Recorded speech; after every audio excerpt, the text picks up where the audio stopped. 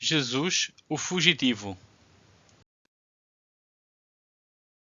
Olá, bem-vindos ao canal Quem Escreveu Torto por Linhas Direitas. Por volta do ano 80, um desconhecido escreve um texto onde caracteriza um homem chamado Jesus Nazareno, que foi crucificado por ordem de um governador chamado Pilatos. Mais tarde esse texto passaria a ser conhecido por Evangelho de Marcos. Este texto diz que na cruz foi colocada uma inscrição com "O Rei dos Judeus". O que dizia a inscrição segundo os 4 evangelhos? Como já vimos, Marcos diz que a inscrição tinha "O Rei dos Judeus". Mateus diz: "Este é Jesus, o Rei dos Judeus". Lucas diz: "Este é o Rei dos Judeus". Em algumas versões acrescentam em grego, latim e hebraico.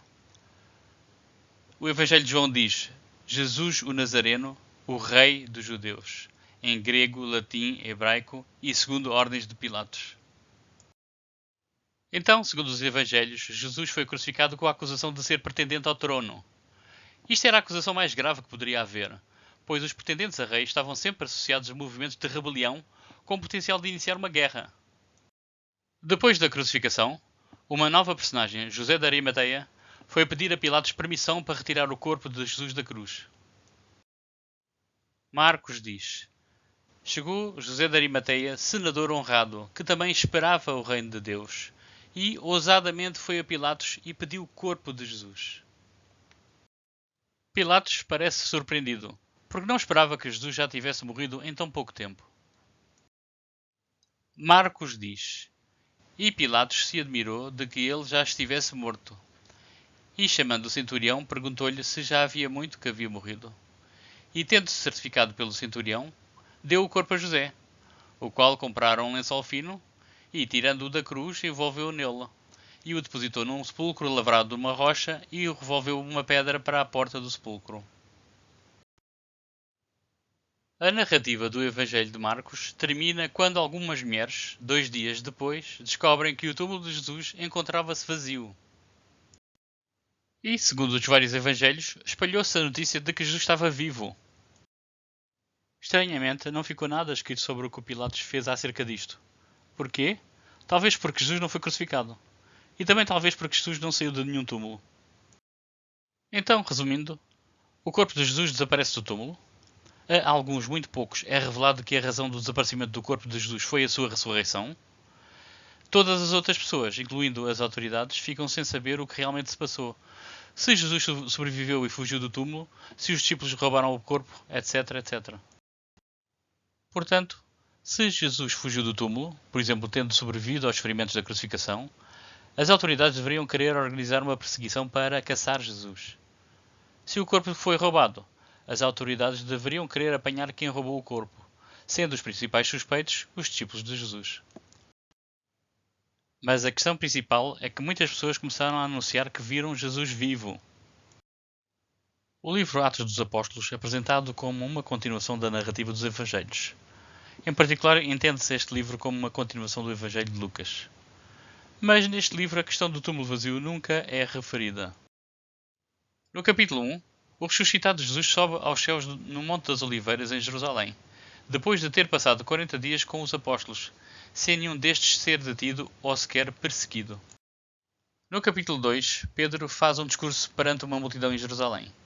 Pedro diz que o ressuscitado Jesus é agora rei. Aparentemente Pilatos não acha isso uma posição de rebelião, nem procura o Jesus sobrevivente. Nos capítulos 3 e 4, Pedro cura um coxo e depois é levado ao tribunal judaico com a acusação de ensinar o povo e proclamar a ressurreição dos mortos. Os juízes nunca perguntam sobre o paradeiro de Jesus, nem sobre quem roubou o corpo do túmulo. Aliás, os juízes reconheceram que Pedro esteve com Jesus, e que aparentemente isso seria um ponto a favor de Pedro, porque deixaram-no ir livre.